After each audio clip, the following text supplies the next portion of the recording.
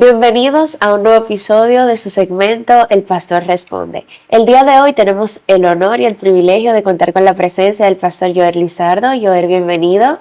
Gracias María, un gozo estar aquí contigo y ser parte de este espacio. Siempre sigo sus contenidos, son de mucha bendición y confiamos que también esta participación será de gran bendición para todos los que nos siguen ahora en esta entrevista. Amén. El día de hoy le tenemos unas preguntitas con las cuales, bueno, el fin es aprender y seguir creciendo en la vida espiritualmente y eso. Y qué bueno que contamos con su presencia para responder esas dudas y preguntas que muchas veces solemos hacernos.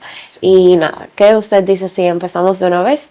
Claro que sí, estamos listos. Bien, la primera pregunta dice, ¿cómo podemos distinguir cuándo es una prueba o cuándo es una puerta que el Señor nos cierra? Muy buena pregunta para iniciar. Bueno, yo pienso que definitivamente, como dice la Biblia, primero tenemos que recordar, hablando de la prueba, que Dios no nos deja nunca ser probados más allá de lo que podamos resistir, sino que juntamente con la prueba nos da la salida. Muchas veces Dios permite ciertas situaciones, ciertas pruebas, es para fortalecer nuestra fe. Cuando es una prueba que por alguna razón Dios permite, vemos que el resultado siempre será para crecimiento espiritual, para fortalecimiento de la fe. Y como dice allí el apóstol Pablo, Dios da la salida juntamente con la prueba. Vemos allí ejemplos de personajes bíblicos como José, por ejemplo. Por ser fiel a Dios, le tocó atravesar algunas pruebas. Muchas veces las pruebas llegan como consecuencia incluso de nuestra lealtad a Dios, nuestra fidelidad a Dios. Y Dios permite entonces ciertas circunstancias. Y José es tratado injustamente, es llevado, vemos, a la cárcel, allí estuvo un tiempo, ¿no? Pero de ahí Dios lo llevó. Entonces Dios lo estaba preparando y utilizó esa prueba para que su nombre fuera glorificado. Y bueno, después sabemos la historia, ¿no? Llega a ser el gobernador en todo Egipto. Ahora bien, hay puertas que Dios cierra, que, ¿verdad? Para continuar la segunda parte de la pregunta, que de repente no vemos al principio o no podemos percibir desde el principio, que en realidad es una puerta que Dios está cerrando. Y quizás podemos confundir, decir, bueno, ¿será que es una prueba momentánea que va a pasar?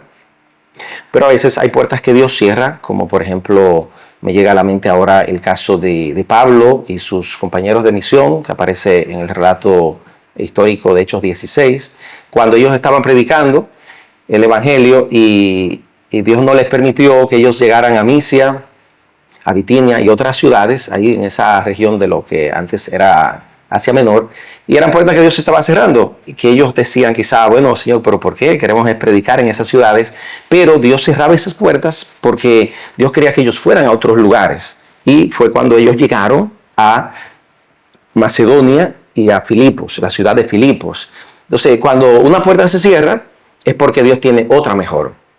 Es porque Dios está abriendo una puerta más grande. Es porque Dios tiene otro plan mucho mayor. Por eso dice la Biblia que los pensamientos de Dios son más altos que los nuestros. Y si Dios cierra una puerta, sin duda es porque viene algo más grande. Y es algo que muchas veces no entendemos desde el principio, pero confiando en la providencia de Dios paso a paso, podemos comprender entonces y discernir espiritualmente cuál puerta es que Dios está cerrando y cuál está abriendo. Bien, la segunda pregunta dice, ¿por qué Dios tarda tanto en cumplir alguna de las promesas, aun cuando sentimos que ya estamos listos? Interesante, interesante. Yo puedo decirte y a los amigos ahora que nos siguen que a veces es posible que uno crea que sí está listo para iniciar ese proyecto, para dar ese paso, para emprender, o para iniciar ese ministerio, para realizar eso que Dios ha puesto en el corazón. Pero muchas veces notamos más adelante que realmente no, o no siempre es que nosotros no estamos listos. Quizás no se da en ese tiempo o no está ocurriendo algo en este momento para lo cual tú piensas que estás listo, pero que no llega.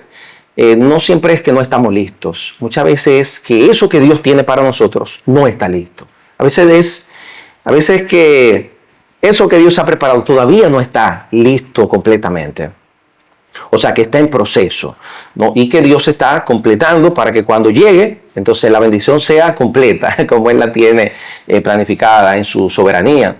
Pero puede pasar de igual manera que uno entienda que sí está listo, pero solo a veces Dios sabe, ¿no? Porque de repente lo que Dios tiene es más grande que lo que uno ha planificado, o es un plan un poco distinto, y Él todavía puede prepararnos un poquito más para eso. Lo más importante siempre es confiar en el tiempo de Dios, ¿verdad? Dios tiene un timing, un tiempo ideal para cada cosa, y confiar en su dirección, confiar en su soberanía, pero cuando entendamos, sí, que llegó el momento y que es el tiempo de actuar, pues también avancemos. Y claro, en el camino, Dios muchas veces nos muestra si realmente es el tiempo o no. Lo que sí yo he aprendido, María, es que si Dios ha puesto algo en el corazón nuestro, aunque no veamos las condiciones totalmente favorables de que quizás no es el tiempo, pero si de alguna manera sientes en tu corazón, sientes que Dios te está hablando, te está moviendo, tú avanzas. Tú avanzas y en el proceso muchas veces Dios ya nos va mostrando de manera más exacta su voluntad específica.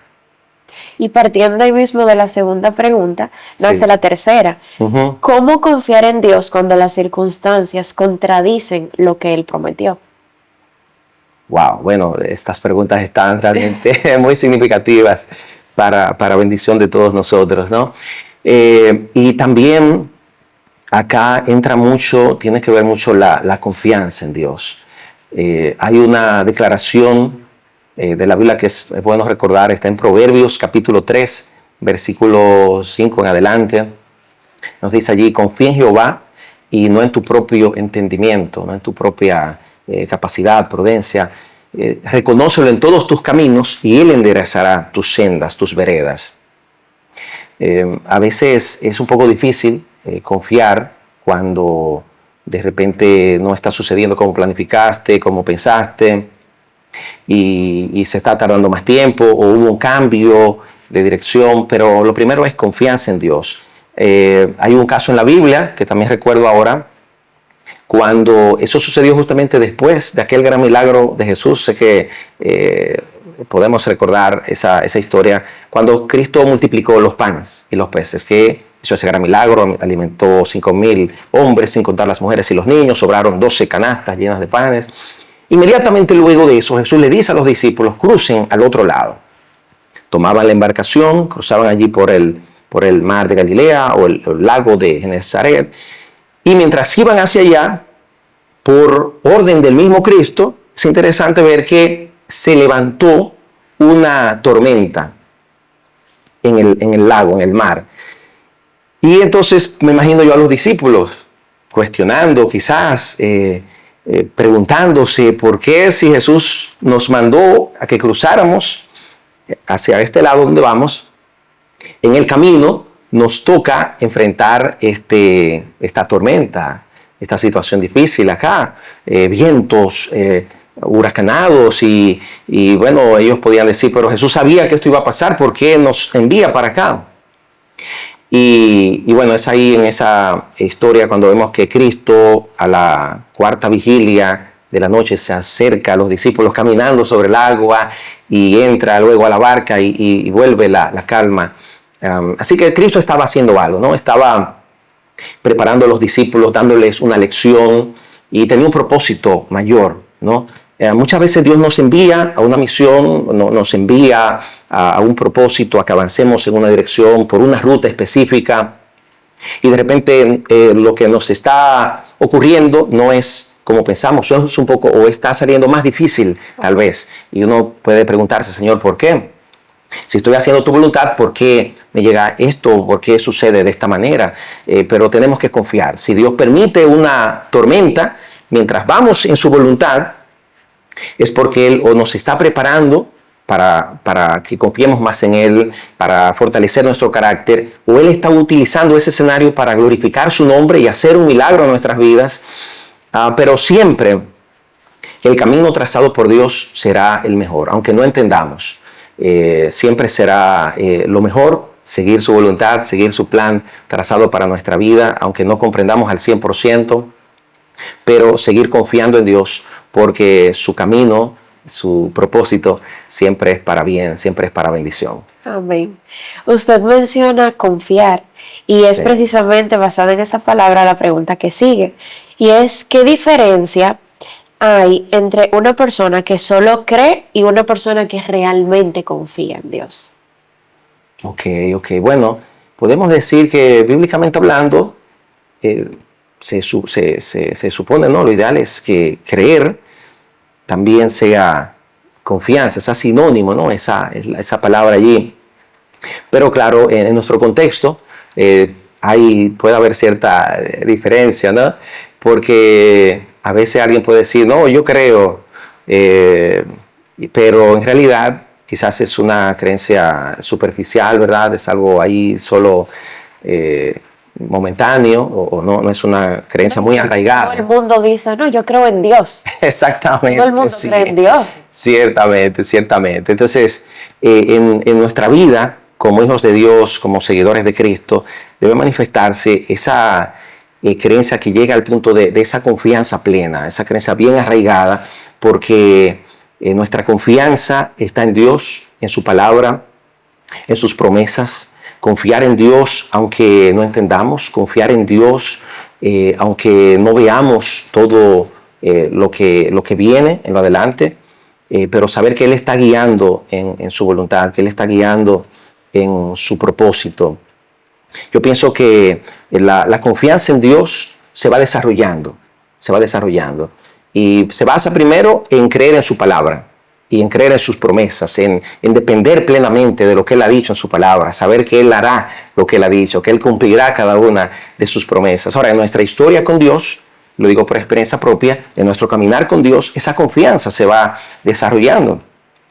Y yo recuerdo cuando terminé mis estudios de secundaria para entrar a la universidad, yo decía desde que era muy pequeño, recuerdo que tenía como 6 años, cuando me preguntaron por primera vez qué yo quería hacer cuando fuera grande, y yo dije que quería ser pastor, sin pensarlo 2 veces. Y esa convicción, con el paso del tiempo, a medida que yo iba ya comprendiendo más qué significaba, ¿verdad?, ser pastor y dedicarse al ministerio tiempo completo, se fue fortaleciendo, ¿no? Y la comprensión fue aumentando. Terminé el bachillerato, entonces llega el momento de ir a la universidad, pero se abrieron algunas puertas, por un lado, que se podían quizás percibir como que podía ser de Dios. Eran becas para estudiar varias carreras, había muchas opciones para estudiar, pero entre esas opciones no estaba estudiar teología, que estudiamos los pastores de nuestra iglesia. Y pues bueno, yo dije, Señor, ¿qué voy a hacer? Se están abriendo estas puertas por aquí, pero yo entiendo que tu voluntad, que tu plan para mi vida, que la ruta que tú has trazado es que yo te sirva a tiempo completo como pastor. Y algunos decían, quizás tú puedes trabajar 20, 30 años en otra área y luego quizás en un tiempo más adelante cumplir ese plan que Dios tiene para ti. Pero entendí que lo mejor es seguir la voluntad de Dios 100%, todo el tiempo. Y avancé y noté cómo en ese paso de fe que di, Dios estuvo conmigo y Dios comenzó a abrir puertas y Dios proveyó todo lo necesario. Esas becas no aplicaron para estudiar en la Universidad Adventista, para estudiar teología, pero Dios abrió otras puertas. Así que eso fortaleció mi confianza. Yo pienso que cuando damos pasos de fe, confiando en la palabra de Dios, confiando en su voluntad, en ese plan que Él nos ha revelado, entonces podemos ver paso a paso cómo Él nos va guiando, cómo Él cumple sus promesas y cómo siempre su plan, su propósito se lleva a cabo por encima de cualquier adversidad o de cualquier dificultad que pueda presentarse.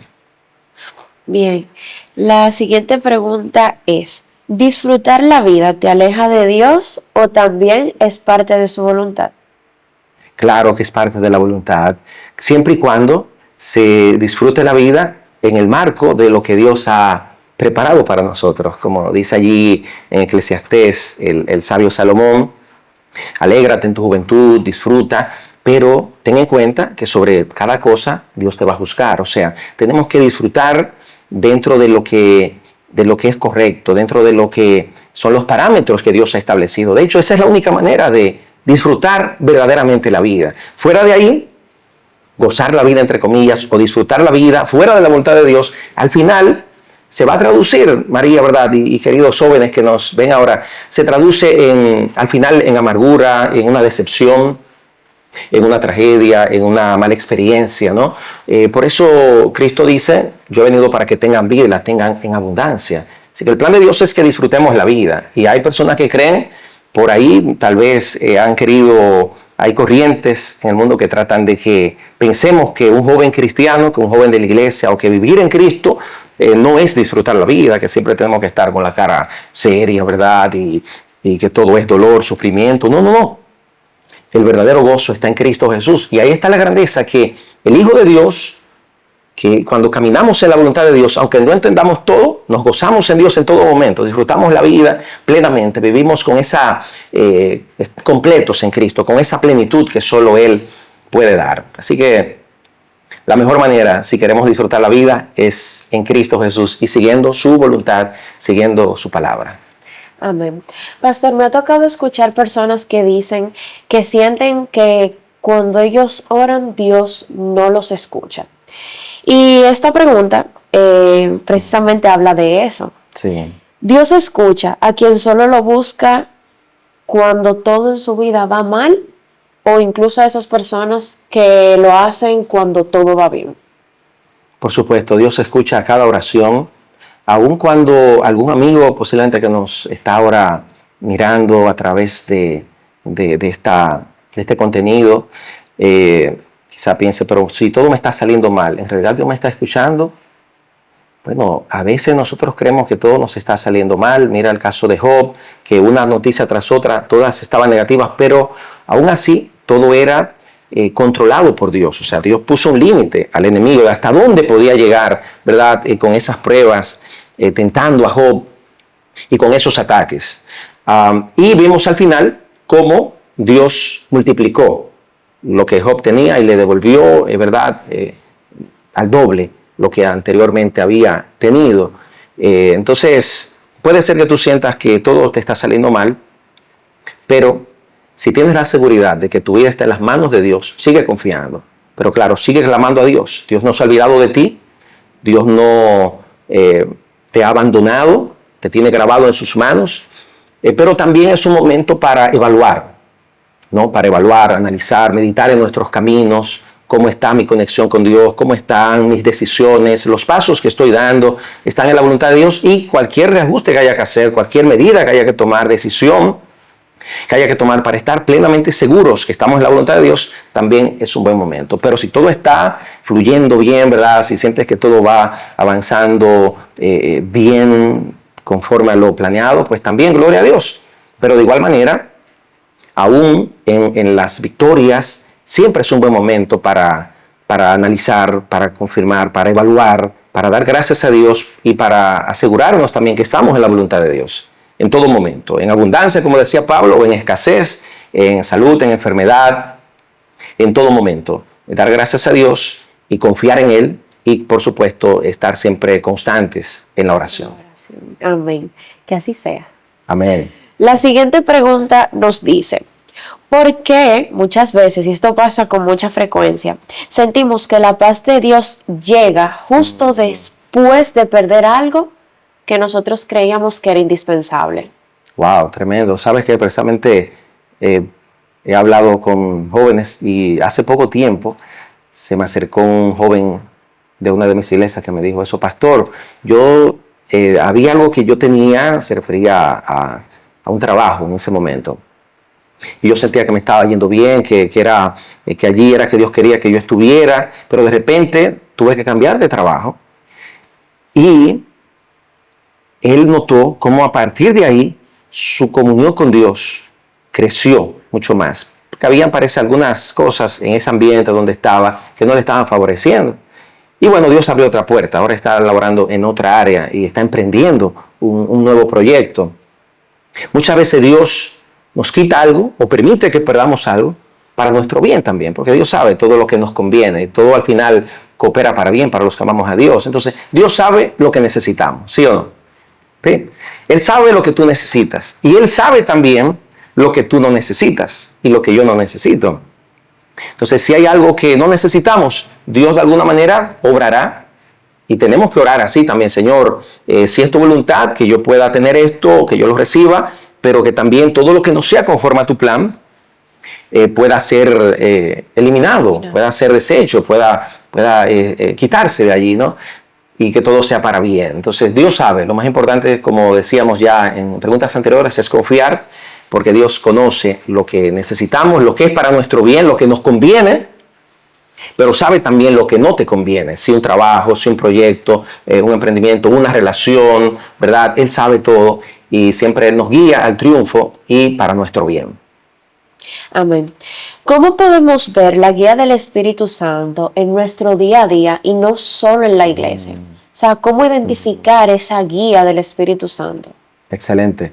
La Biblia dice en Romanos capítulo 8 que los hijos de Dios tenemos una característica y es que somos guiados precisamente por el Espíritu de Dios. Entonces, ese es el plan de Dios, poder guiarnos, no solo como dices en la pregunta, ¿verdad, María? No solo cuando estamos en la iglesia, no, el plan de Dios es guiarnos en cada aspecto de la vida. O sea, el Hijo de Dios, el joven cristiano, el joven adventista, el miembro de iglesia, el discípulo de Cristo, no tiene dos clases de vida. Una vida espiritual cuando estamos en la iglesia o cuando estamos haciendo el culto personal o familiar, y una vida secular cuando estamos fuera de la iglesia, en el trabajo, en los estudios, etc. No existe tal distinción. Es solo una vida espiritual. Pero ¿cuándo eso ocurre? Cuando el Espíritu Santo está guiando cada aspecto de nuestra vida, cada decisión, cada paso, cada palabra, ¿no? Cada acción que llevamos a cabo.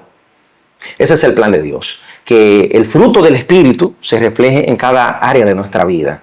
Así que lo más importante es para eso, decirle al Señor cada día, es algo de cada mañana, decirle al Señor, Señor, dame hoy una vez más un rebautismo de tu Espíritu Santo, lléname de ti, pedirle al Señor la llenura del Espíritu Santo y que así le digamos a Dios, Señor, yo quiero que tú me guíes. Voy al trabajo, voy al estudio, voy a tomar esta decisión en mi negocio, en este proyecto, también en mi vida espiritual, en mi iglesia, en cada aspecto, pedir dirección de Dios. Y sin duda, Dios está dispuesto, listo para guiarnos y que su Espíritu Santo nos conduzca en cada paso de nuestra vida. Amén. Qué lindo es Dios. Amén, amén. La siguiente pregunta es, ¿qué usted cree que Dios está tratando de recordarle a esta generación? Wow, tremendo, tremendo. Sabes que siento mucha pasión por esta generación, por las nuevas generaciones. Siempre ha sido así, por la gracia de Dios, en todo mi ministerio y aún desde antes de ser pastor. Y yo pienso que nuestra generación, los millennials, la generación Z, la generación alfa que ya viene subiendo por allí, somos quizás las generaciones que a lo largo de toda la historia hemos recibido más ataques. Siempre, por supuesto, el enemigo ha atacado y ha perfilado, enfocado ataques fuertes a la juventud. Pero en nuestra época somos bombardeados, como nunca antes en la historia, con todo tipo de ataques, de distracciones, de opciones a ley de un clic, de algo, de cosas que no son para edificación. Pero de igual manera hay muchas oportunidades. Entonces ahí está mi llamado. Vamos a aprovechar, queridos jóvenes, al máximo cada oportunidad que Dios nos da, las herramientas que Dios nos da. Por ejemplo, qué gran bendición, ¿verdad?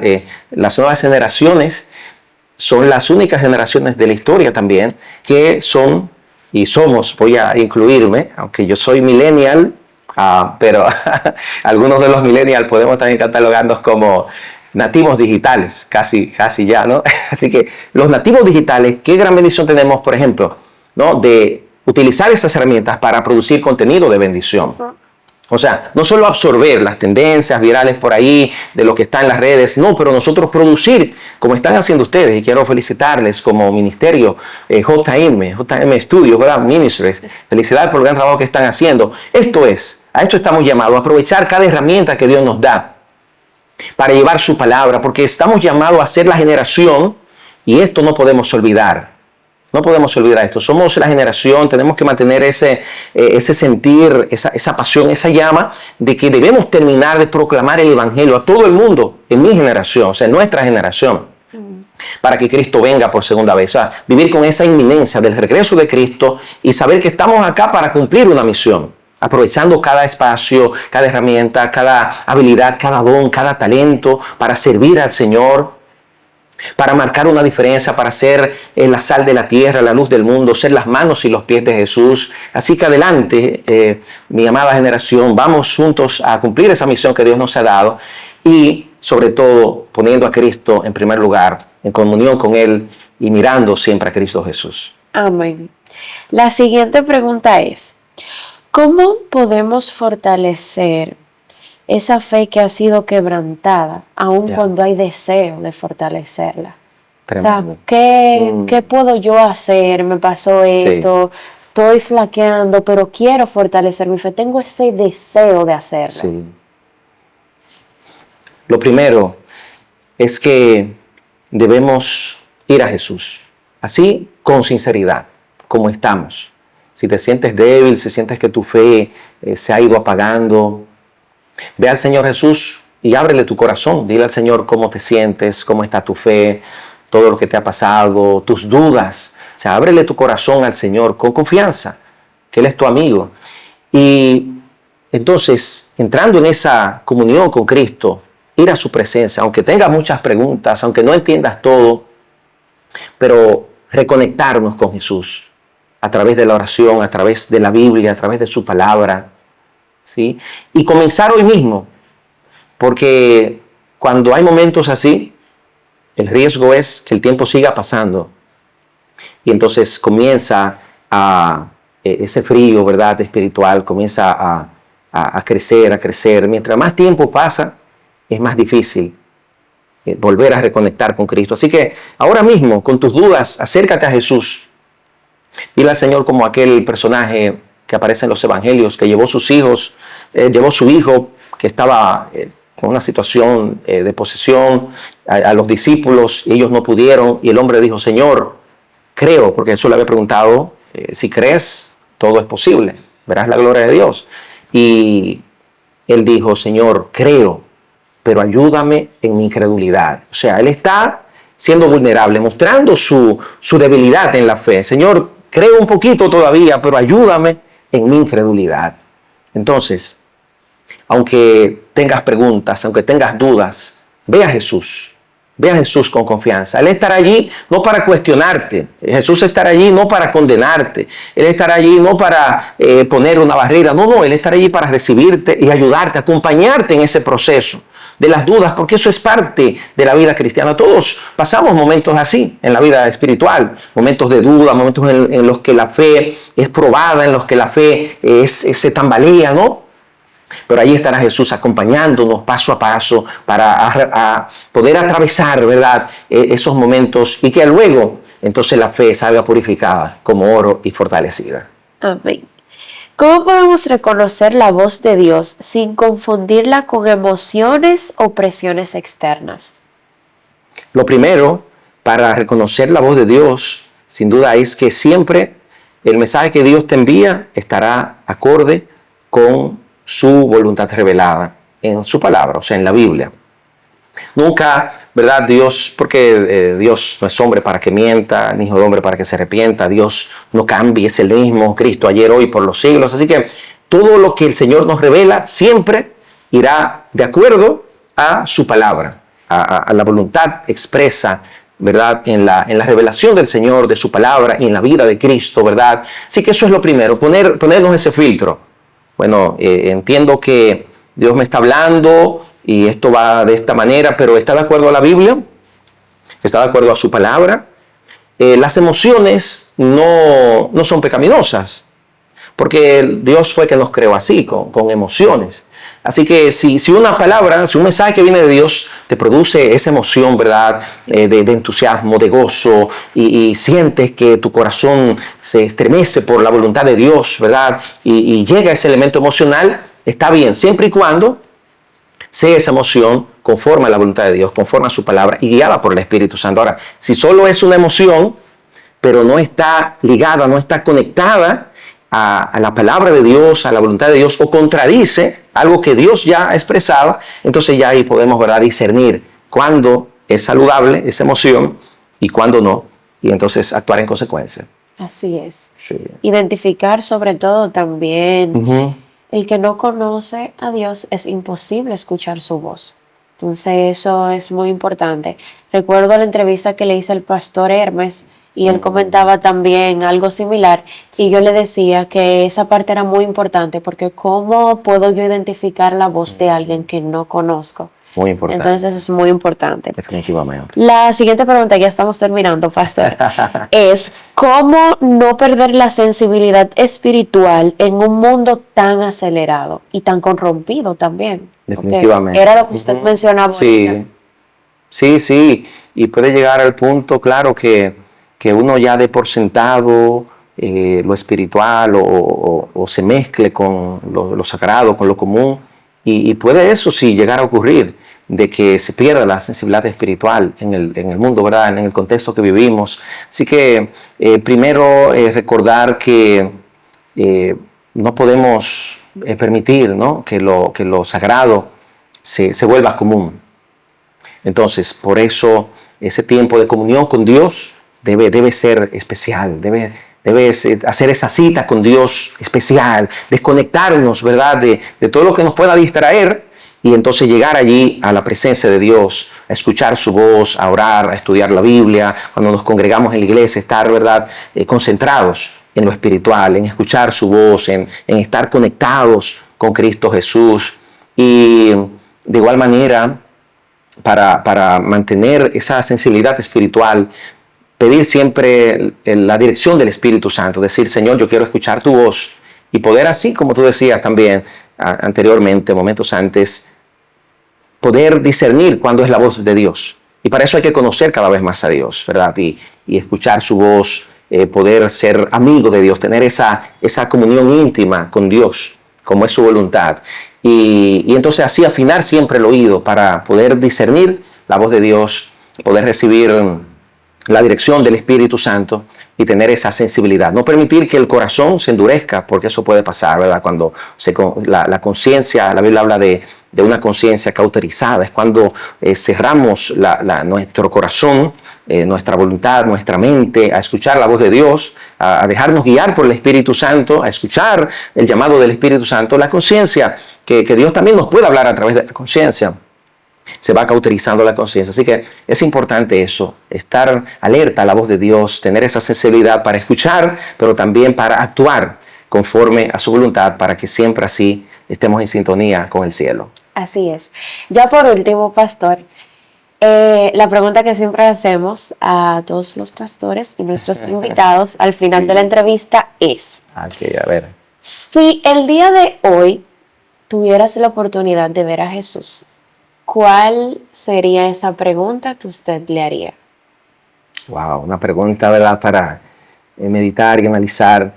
Pues primero, al ver a Jesús, está, ¿verdad?, ese momento será indescriptible, ¿no? Primero, de gozo, de gratitud a Él. Y siempre tenemos preguntas, y Jesús mismo habla de eso en el Evangelio de Juan. Pero llegará un momento en el que ya no tendremos preguntas, como Él mismo dijo, ya en ese momento no me preguntaréis nada, porque cuando estemos ya en la eternidad, cuando Cristo venga, sin duda que lo que no entendemos ahora, lo llegaremos a entender, ya estará todo el panorama claro.